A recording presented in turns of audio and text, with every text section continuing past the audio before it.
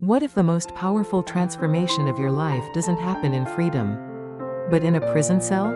Stanley "Tookie" Williams was one of the founding members of the notorious Crips gang in Los Angeles. In the 1970s and 80s, he was feared on the streets, responsible for violence, drugs, and death. Eventually, he was arrested, convicted for multiple murders, and sentenced to death. To most people, his story was over. He was just another criminal facing justice.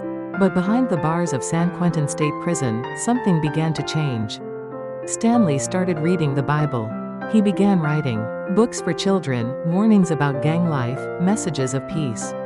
He repented. He didn't deny his past, but he no longer belonged to it.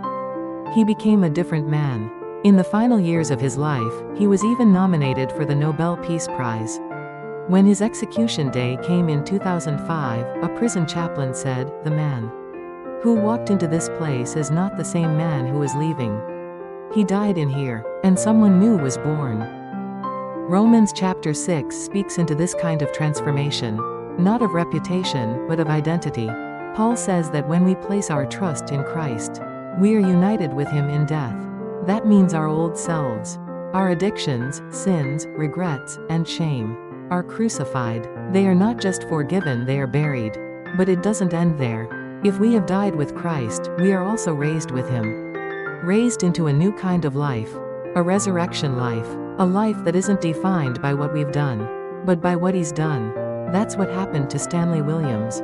And that's what can happen to us. We may not be behind bars, but many of us are still trapped by our past, our patterns, our guilt. But God doesn't offer us behavior modification.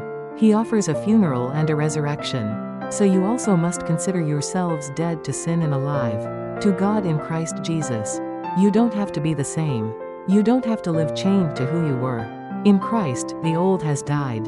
The new has begun. You are alive now to God.